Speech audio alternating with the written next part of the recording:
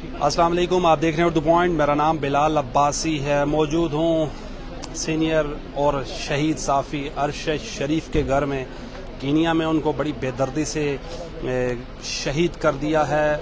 आज सुबह से यहाँ पर उनके घर के बाहर गाए भगाए सीनियर रहनुमा हैं पाकिस्तान तहरीक इंसाफ के, और साबिक वज़ीर आज़म इमरान खान भी यहाँ पर अब से चंद देर कबल यहाँ पर अरशद शरीफ की वालदा के पास ताज़ियत करने आए थे, लेकिन हमने आपको बताया कि वफाक का कोई नुमाइंदा नहीं आया था। इस वक्त वज़ीर इत्तलात मरियम औरंगज़ेब साहिबा यहाँ पर आई हैं अरशद शरीफ के घर में ताज़ियत के लिए। हम आपको बराह रास्त दिखा रहे हैं अरशद शरीफ के घर के बाहर से। सुबह से यहाँ पर सियासी रहनुमाओं की आमद जारी थी।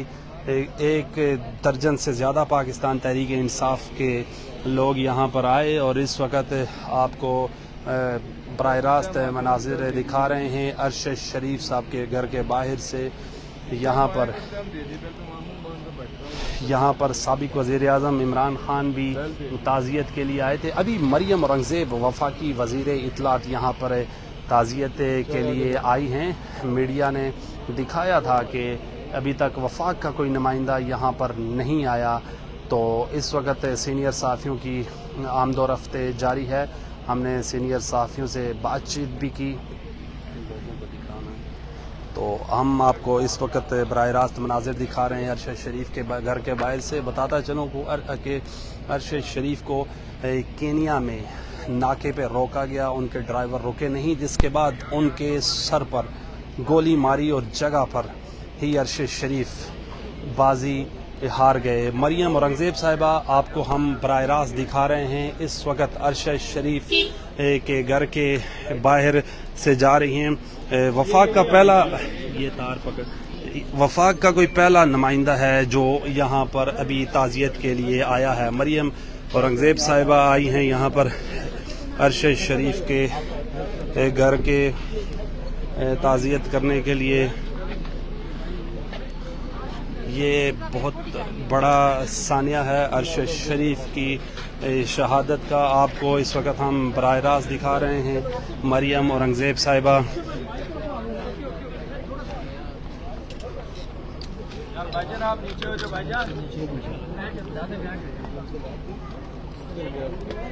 माइक किसको बुलाओ?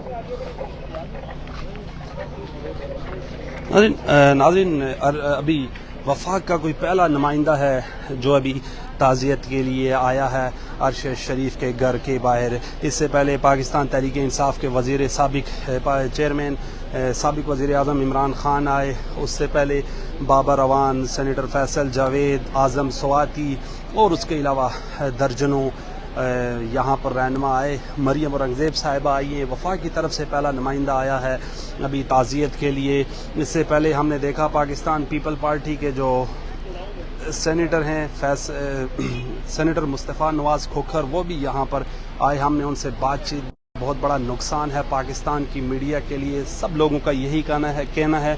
हमने मीडिया के लोगों से बातचीत भी करना चाहिए, काशिफ अब्बासी से बातचीत करना चाहिए, समी इब्राहिम साहब से बातचीत करना चाहिए, इमरान रियाज साहब से, लेकिन सब दुख में मुब्तला थे, किसी ने भी बात नहीं की। लेकिन उन्होंने ये बताया कि हम इस खला को पूरा नहीं कर सकेंगे। इतना लाइक इन्वेस्टिगेटिव और से रिपोर्ट सहाफ़ी, इतना वेल एजुकेटेड सहाफ़ी, इतनी बेदर्दी से इसको शहीद किया गया केनिया में। वहाँ की पुलिस ने ये बताया है कि उन्होंने जो प्रेस रिलीज़ दी है जो केनिया के वहाँ पर मीडिया हुकाम है, उन्होंने ये कहा है कि हमें पुलिस ज़राए ने ये बताया है कि अरशद शरीफ को नाके पे रोकने की कोशिश की गई, अरशद शरीफ नहीं रुके, जिसकी वजह से उनको यहाँ पे फायर कर दिया गया है। क्योंकि केनिया में क्राइम रेट से थोड़ा ज़्यादा है, तो आपको ये बता रहे हैं बराह रास्त मनाजिर अरशद शरीफ के घर के बाहर से। यहाँ पर दर्जनों मीडिया सुबह सवेरे से ही कवरेज कर रहा है। अरशद शरीफ हमारे दोस्त, सीनियर सहाफ़ी, लाइक सहाफ़ी थे, पाकिस्तान में उनका नाम था, बट आजकल जिसके बाद इमरान खान की हुकूमत गई, उनके लिए मुश्किल दिन थे। उन्होंने कुछ न्यूज़ ऐसी ब्रेक की थी जिसके बाद उनको ख़तरा था। फिर इस्लामाबाद हाई कोर्ट ने उनको یہ احکامات جاری کیے تھے اسلام آباد پولیس کو کہ ارشد شریف کو کسی صورت نہیں گرفتار کیا جائے اسلام آباد میں.